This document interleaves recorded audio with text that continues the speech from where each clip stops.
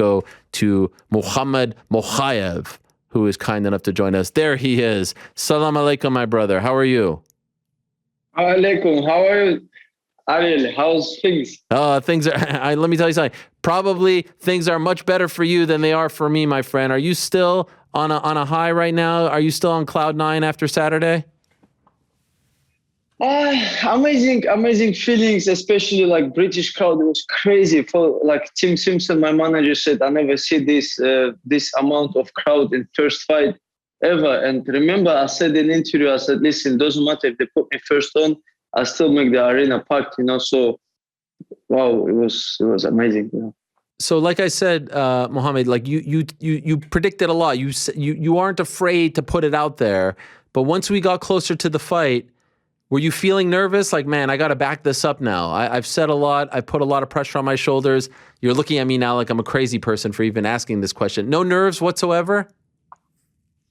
Of course, I have nerves. I'm a human, and I'm young. And but listen, there's not much pressure. Like you win, you lose. People gonna hate. They're gonna support. There's always two sides of people. You do good or bad.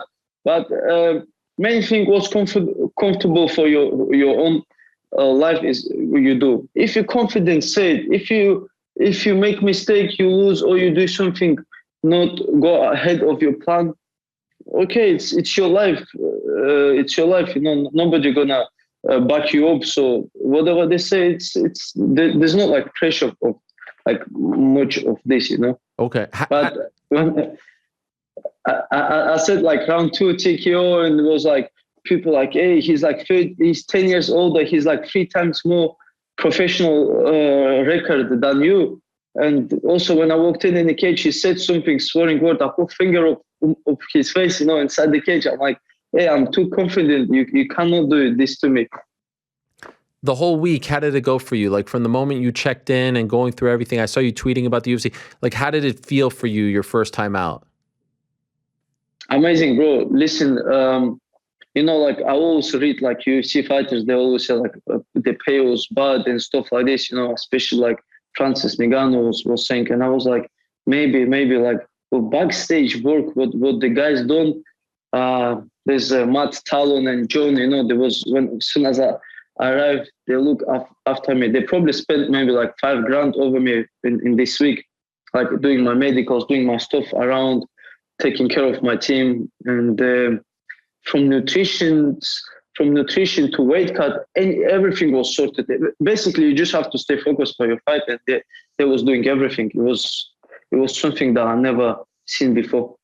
You saw Cody around the hotel? Twice, to be honest, on the fight day and then 2 days before the fight. And any interactions, any chatter between you two guys?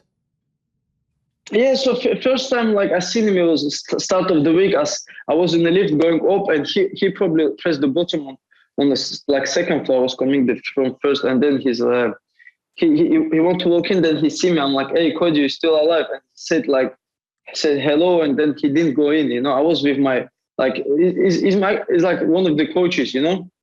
Actually, it was like a physio guy with me. And then he's like, I said this in an interview, and he said, no, it's a bullshit. I said, you're a motherfucker and all this. I'm like, hey, you didn't say this, just leave it, So on the fight day, he was with the security guard, and I was in lift about with 8 people, maybe 6 people.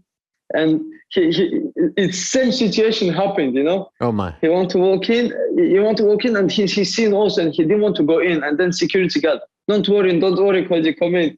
So we got in, and then it was Friday, in the morning after breakfast. And I said, oh, you don't have your glasses, because he put glasses on the weigh-ins, so I don't see his eyes. And then he's like, you don't have your glasses. And we talk, and he said, you're going to get smashed anyway tonight. I'm like, I'll smash your head right now if you want to.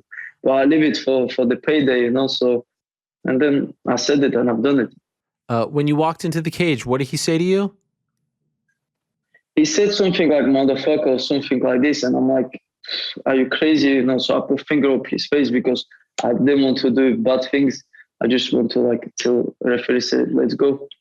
In the days leading up, like when you're in the hotel, when you're getting ready, when you're getting mentally ready, Did you allow yourself to think of your journey to get to this point? You're still such a young guy, but you've been talking about this for several years. Your DM to Dana White a few years ago, predicting that you'd be here. Did you allow yourself to kind of smell the roses and enjoy it, or were you hyper-focused and didn't do any of that? I was really focused, really focused. To be honest, I was like after weigh-ins, I was in my room without people, without any noise, just concentrating. I know, like, all the hard work, getting to training, 2 hours on the train, 2 hours back, like bad weather situation when I travel around the world for my fights with like immigration statuses and stuff like this. All this, like, listen, this is something I need to, this will change my life. This debut will change my life. And one of the steps that will push me to the title also, later on. But it was like motivation was another level. Honestly, did you think it would go, that quickly? You think it'd go down that quickly? Or were you a little surprised? I always said, listen, these guys are like average fighters, not average fighters. They have two legs, 2 arms, head. I have exactly the same. It's nothing that they're going to come inside the cage and they're going to do some job I've never seen in my life, or they're going to shoot that I've never been shot on a takedown. It's nothing like I never seen. But I said around 2 TKO because I know his gas tank is bad. So I was going to wear him out in the first round. I was going to actually give him like a jump with that knee to maybe he catch my leg to play with. He played with my leg, so I make him tired and then finish him.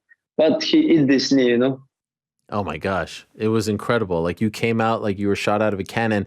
When you got the submission win, it only took 58 seconds. Do you remember the feeling? Do you remember like what that felt like when you felt him tap? Yeah, I was like, as soon as I got the neck, I'm like, yes, he's gonna tap because last week I did sparring with my coach. He's a bantamweight, but he's around like 74 kilograms. I did this choke on him. He's a brown belt, and he's like, "What did you do?" And this like choke, it's like a ninja choke from the front. It's hard to get, but if you get it, anybody tap. And then I did this actually. Dana White, I think, posted video. I did this in the change room, and then when I've got this, I'm like, "Hey, he's gonna tap," and then just my head gone, and I can't remember anything. Incredible. Yeah. Because you had been dreaming of this moment and thinking about it, is there any part of you, I know it's a crazy thing to ask, but like, you only got 58 seconds in there. Like, is there any part of you that wanted more, just to feel what it, like 3-4 minutes at least, just to feel it, because it happened so quickly? I'm sure it's all just kind of a blur in your mind.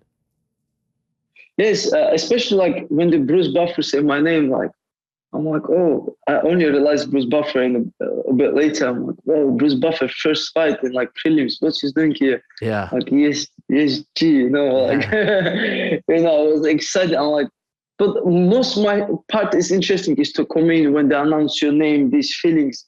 And then the fight is something that you do every day in the gym anyway. But all this show, I love, But it's okay. We got more. It's better for me. Less injuries. I go fight again soon. Mm-hmm. What do you do? Like, okay, the fight is over. What do you do? How do you calm down? Where you go to the back, you do a bunch of media stuff, but like, tell us what goes on backstage for you then. Yeah, so I go see my family and I go see all my friends. UFC didn't want to let me because they said it's dangerous to you go to the crowd. I'm like, hey, I'm in hometown. I'm not hometown. I'm in my country, So. Yeah. Nobody gonna do crazy things. I know people like drinking and stuff, but I know I live here 10 years. I know how to control the like crowd and stuff like this. And I had like a good team around me, and it was all good. So I'll go see all my team around, and then we go back to hotel. Nothing much. Eat and go sleep, and next day is just go walk around like a hotel with my friends. That's it. Nothing special. Did you stay there for the rest of the card? Yes, I did stay. I watch. I really want to watch Tom Aspinall, Allen,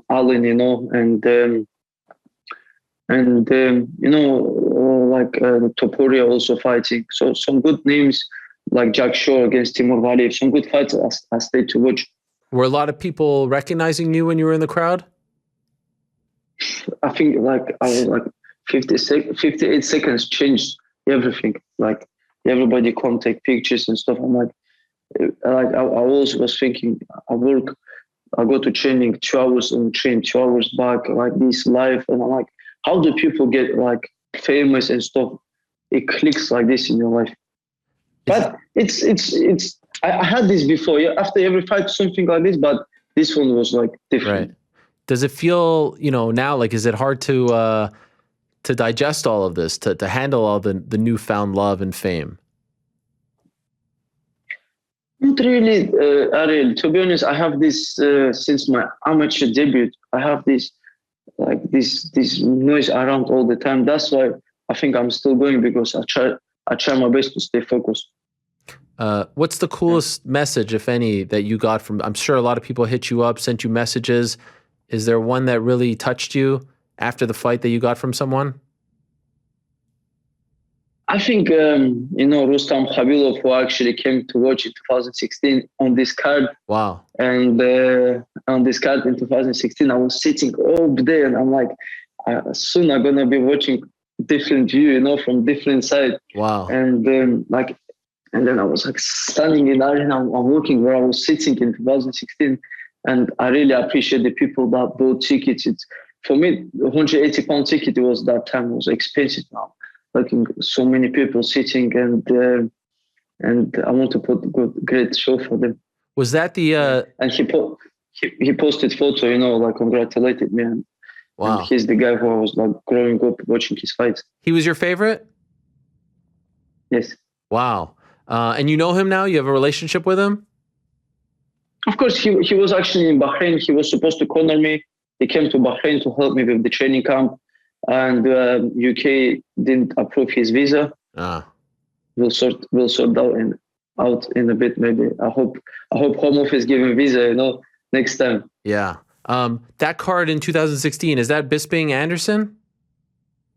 Yes, that's right. Wow, man. You were there. How old were you in 2016? That was 5. You were like, what? I was 16. 16 years old. Golly. That's what I was saying at the beginning of the show before you came on. The coolest thing of Saturday's event is that I bet you in 5-6 years, if I'm still doing this, I'm going to talk to another kid who was there on Saturday who said, I saw you and Arnold and Aspinall. It's like that circle of life. It's an amazing thing because we see it all the time.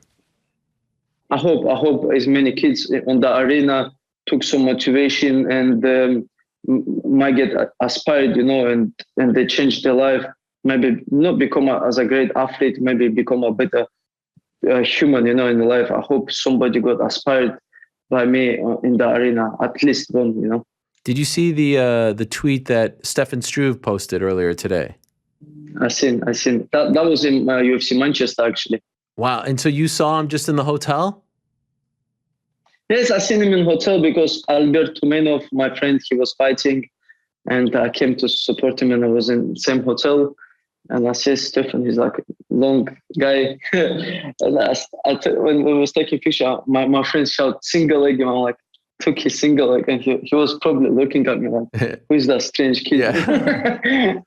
Did you remember that when he did? And then he interviews you on Saturday in your post fight. Crazy, I know. I seen him. He's doing interview. I didn't realize him because he's got these Harry Potter glasses on. Yeah. And then I'm looking at him and he's like, "Oh yeah." I said, I remember. You told him the story because I'm sure he didn't remember you. You were just a kid. I did tell him the story. Yeah. Wow, that is amazing. Also, you've talked about the DM to Dana, and then you posted a picture of you and Dana. Was that your first time meeting him? Yes, that's right. And what was that conversation like? He's like, I love this kind of shit. He's like, I love this kind of stories. And he's also said that Tom also met him in 2012, Tom Aspinall, and he said, I love stories like this. And hope we meet again in the US. And it was great to see him, really humble guy. Hopefully we'll meet again in America, maybe July 2nd. Yes, I'm going to ask you about that in a moment. But did he respond to your DM? Has he looked at it yet? No, I think he's still got this excitement about that London card. Right. I think he still gives away these bonuses, Yo, that was crazy. 9 of you got bonuses. I think he's like I think he see the crowd and he's like, I'm giving the bonuses out tonight. Incredible. I mean, I would imagine in one day you made more money on Saturday than you made in your entire life, right? That's right. To be honest, last week I was counting my money and I want to buy a house. At the moment, I'm staying like in some place like I booked like for 2 weeks before my fight, and I was thinking, now I don't want to rent anything. I want to buy something. I'm tired of like moving like suitcases. I still got like a backpack, moving there, and I was thinking, let me see after fight what amount of money I get to get a house, to get at least apartment, at least like something for myself, for my family. You also posted something great about like not that long ago you were a refugee, and now here you are, in the UFC. You came over, right? I mean, it's just your story is very inspirational. I would imagine a lot of people have reached out to you and wrote to you to tell you how big of an inspiration you are. Now, are you allowing yourself to look back at your journey and enjoy how far you've come? Yes, I look back and I remember all the toughness and made me who I am today.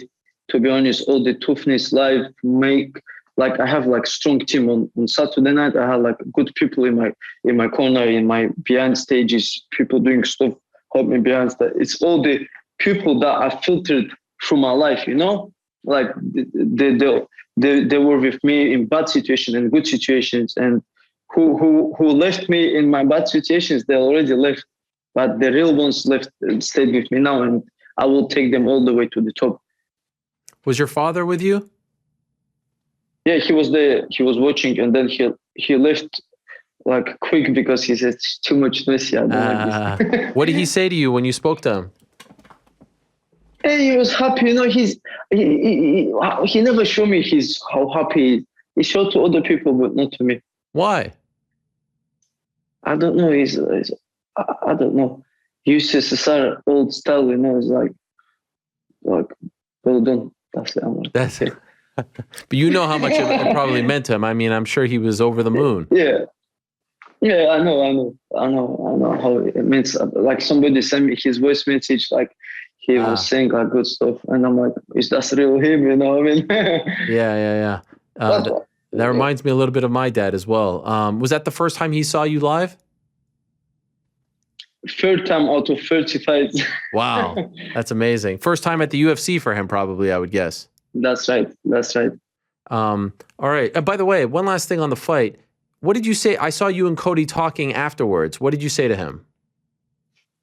I relaxed. I'm like, hey, I just dropped him like nearly TKO. Then I thought maybe they say it's a lucky kick punch. I'm like, let's submit him, So I finished him. I've done everything was possible in that 1 minute. It's nothing else to prove him. And I just told him, listen, head up, respect. He has a kid and family to look after. Nothing else I can make bad.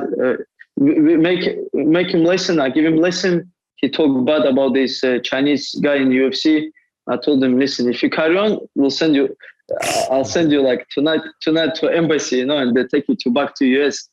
But if carry on, like leave him. He's already like go humbled. Yeah, it's enough. Don't need to bring him more. It's maybe a bit bullying, but let him stay there. Maybe he become better person. Respect. So I saw earlier today, Mike Bond of MMA Junkie tweeted this. You just referred to it. July 2nd, we're going to see you back that soon. Is that the plan? International Fight Week? Oh, it'd be amazing. Fighting on that card. It'd be. I'm already like, hey, give me like Tim Elliott, give me anybody from top 15, top 10. I hope they accept. I know they be like, hey, who is this young kid? And already Tim Elliott posted on Twitter, I'm too old. Everybody picking on me.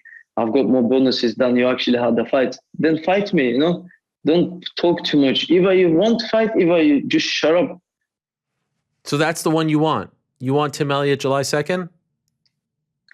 Tim Elliott is I respect. He's a great opponent. Like people say, like there's Amir Albazi, there's another rank number 10, Dobrak. Mm-hmm. What's his name? I said anybody, please give me. But Tim Elliott is good name to beat. That would be a big one. But is it for sure that you're going to be on July 2nd on that card? If somebody accepts the fight, I'm there. Okay. In the United States, in Las Vegas, this will be a different scene for you. Yes. Oh, looking forward to it. You would like that. Now you want to start fighting more in America, or do you like these cards, closer to home, UK? I was thinking they would obviously try to put you maybe on the Abu Dhabi card as well, right? In October. Maybe you do July. October? July and then October, maybe? At the moment, if they come back to Manchester end of this year, I'm thinking they will come back like November, like they usually come back. If they come back to Manchester, I'm definitely in. Like I close my eyes for America for now and fight in my hometown. And I fill up the arena. Like anytime they put me on the 5 o'clock in the morning, I think the arena will be full, But if it's before that, like July time, I will fight in US for now. But if it's UK, end of the year, I'm here. I love it. Well, the hype is real. You are for real, my friend. You're now a UFC veteran, 1-0 in the octagon, 58 seconds, second fastest finish in flyweight history. Do you think, by the way, at some point you'll go up to 135? Like, is that, you think as you get older, or do you think your whole career will be 125? What do you feel? I had 26, 25 fights, I think, at bantamweight. And this is my second fight in flyweight since 2017. So I think I'm very strong for the flyweight. I went to the fight as a 145 pounder. Wow. So I was huge, to be honest. And I'm like, this is my weight category. I was too strong. When I got hold of Cody, I'm like, is this the flyweight? I swear I had this in my head. Is this the flyweight? Because I always spar with featherweight guys and lightweight. And I said, listen, I'm staying flyweight. Amazing. Okay, weight cut, no problem? Perfect. With the weight cut, I had nutritionist for this fight, Shamil, and the weight cut went well. And of course, like UFC PI helped us a lot at the backstage. Yeah. Well, much respect. I was really, really happy for you. And again, I remember exactly where I was when Tim called me to tell him that, to tell me that he signed you. Because, there was some talk where you were going to sign, who you're going to go with. He was so happy. He was over the moon. And he called me, said, I got the guy. This guy's going to be a champion. Give him a couple of years. He'll make it to the UFC. Maybe youngest champion ever. You are on your way, my friend. So enjoy the victory. Again, congratulations on the amazing moment, the amazing performance. And I hope to see you July 2nd in Las Vegas, my friend. Thank you so much, Ariel. I'm really pleasure to work with Paradigm also, great management. And I have strong team. We're going all the way up. You do. Thank you so much, Ariel. Salam alaikum, my brother. Alaikum. See you soon. There he is. Mohamed Mokaev. Remember that name. We told you about this. Remember that name.